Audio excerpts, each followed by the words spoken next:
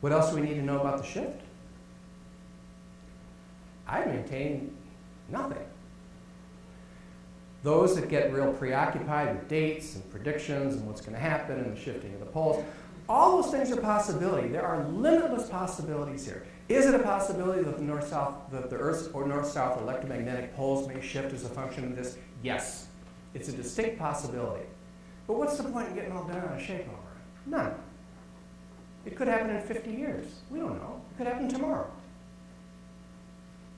So many of the people who are so involved in their dates and the predictions and all these specifics and all these particulars, invariably these people are very, very fear-based in relationship to all this. It's oh, look what's going to happen to us kind of thing. And where are we going to go? And what are we going to do kind of thing. Well, that's not the way to approach this. People often ask me, what should we do? Where should we go? In other words, where's it going to be safe? Where's it going to, it's not going to sink and it's going to stay above water and there's not going to be any electromagnetism flipping around. Where can we go where it's going to be safe? I always give the same answer. And it's not the answer they want to hear. They want to hear Bahamas. Well, no. Not going to talk about that kind of stuff. I always give them the same answer. What should I do? Get to work on your spirituality. That's what you should do. That's the most important thing any of us can do all the time. And once we get to work on our spirituality, once we get plugged into our spirit guides, once we get reconnected with the rhythm and flow of things, then at that point we simply follow our guidance. And when our guidance says, hey, it's time to move, it's not safe here anymore, we follow that. Another thing it's important to know, and this one gets kind of far out, but it needs to be said because it's a very important part of this. People often say, how do we possibly survive? We're talking about the pole shifting, we're talking about continents, sinking and other continents, rising to replace them and all these, earth events that we're talking about and volcanoes and earthquakes, and how can we ever survive such a thing? What's important for people to know is, in order for us to survive something like this, it's necessary for us to be different. And when we develop the powers of our spirituality through ceremony, when we regain these connections, we acquire powers that we don't have in the normal world. We become more powerful.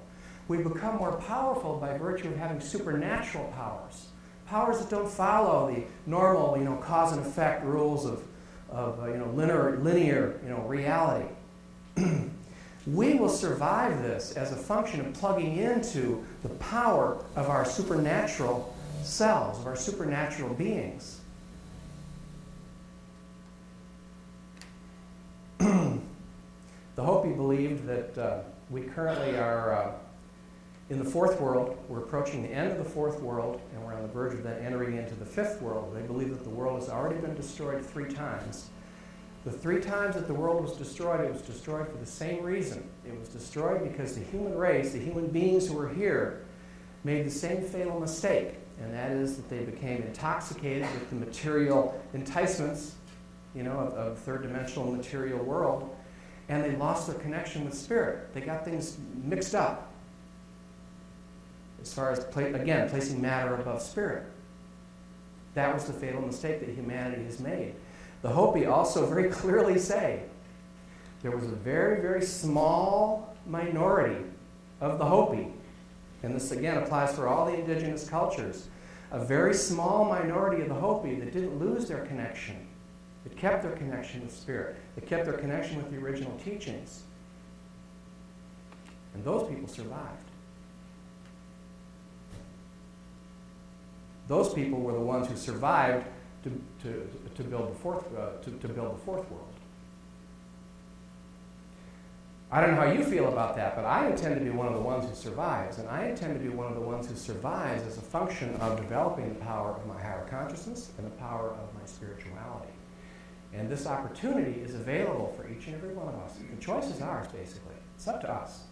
We can cling to the old paradigm world and kind of like, going down with a sinking ship, or we can emphasize the power of our higher consciousness and spirituality We can go that route, and we can be saved by our own greater, higher powers of the supernatural. It's powerful stuff. It's powerful, powerful stuff.